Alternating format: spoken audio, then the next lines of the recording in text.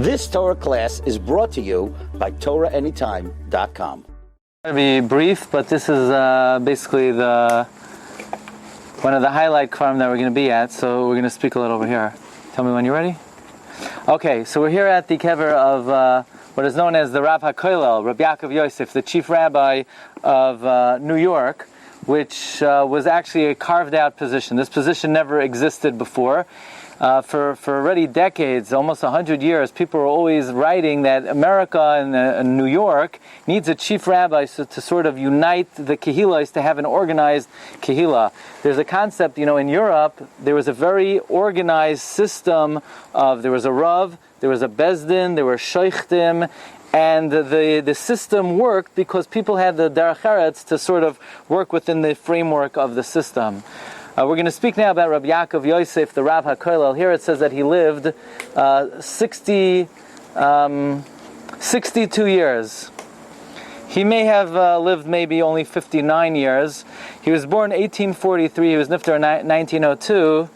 But according to the kever, he lived a few more years. Just tell you, there are many inspirational Shabbos Shuvah drashas that have been given in history. Probably the most inspirational drasha that was given was the drasha that was never given, and that was Rabbi Yaakov Yosef. But just to paint the picture of the state of Jewry in the 19th century in America, it was non-existent. Assimilation was rampant. The state of the Rabbanos was very, very weak, and the idea was that in America they need to come up with this position called chief rabbi. And interestingly, the first person who they offered this position to was none other than the Malbim.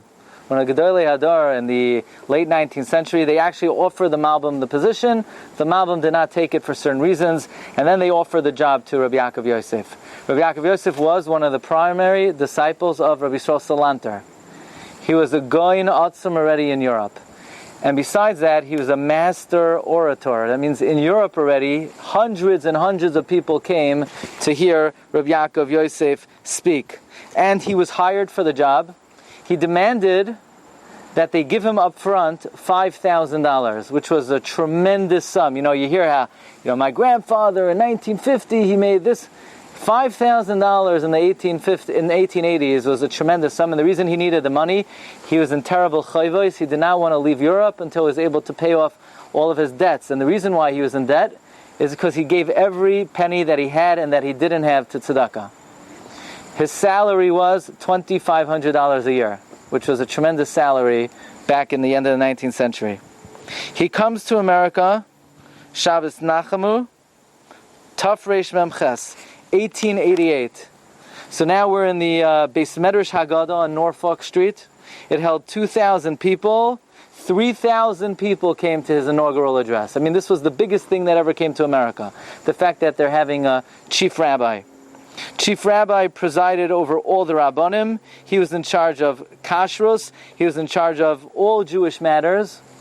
And in 10 years, from the time Rabbi Yaakov Yosef came to this country, he was relegated and belittled and slandered, and within 10 years he came from Gadol Adar to invalid, to sick. He had a terrible stroke, he was somewhat paralyzed, he was bedridden, he was hopeless. In 10 years, the Gadol Hadar, through the politics of the time, became someone who not only wasn't a Rav anymore, could not move his limbs. Through the politics we're not going to get into right now, through the unions and the butchers and the mafia, this Gadol Hadar was left in bed crying why he ever came to America. So, it is said that there were 2 times in history that Rabbi Yaakov Yosef was given kavod. The day he came to America, and at his levaya.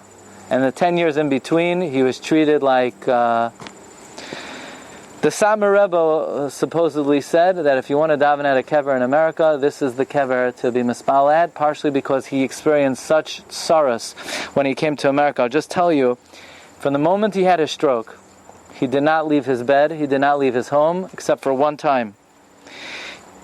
He gave a message that he plans on one particular year at the end of his life to give the Shabbos Shuvah drasha.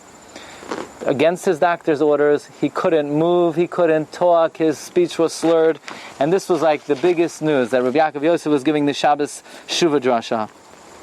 thousands of Yidden came to the shul, as if they realized this was going to be his last public appearance.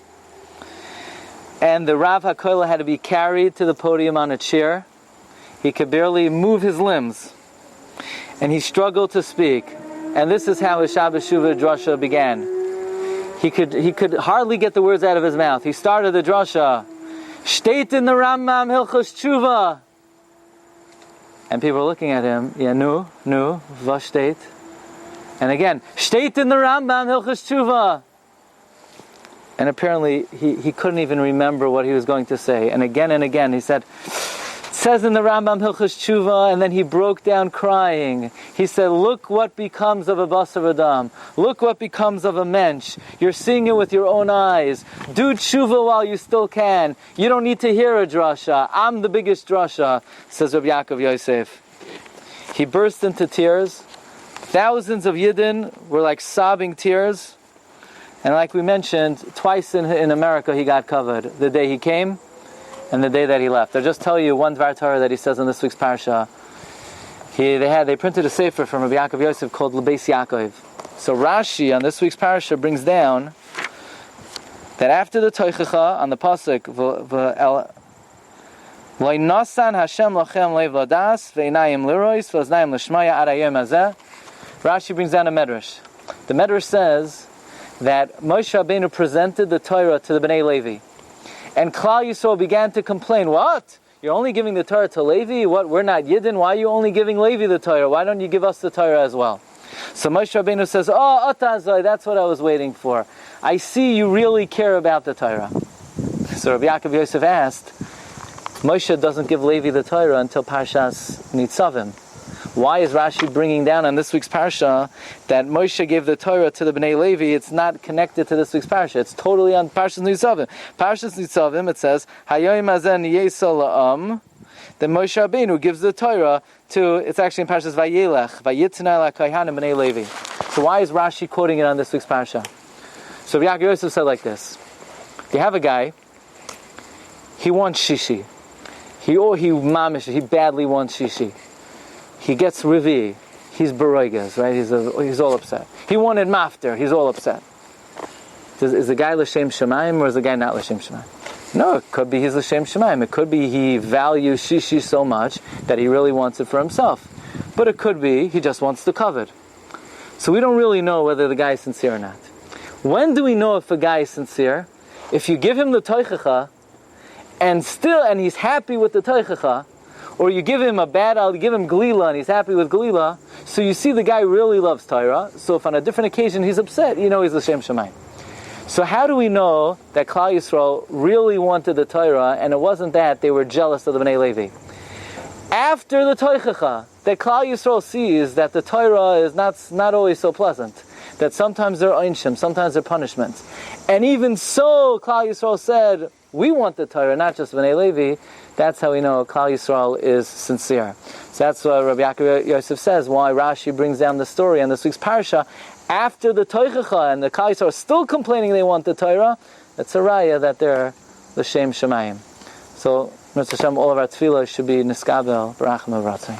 Shkoyach. You've just experienced another Torah class brought to you by TorahAnytime.com.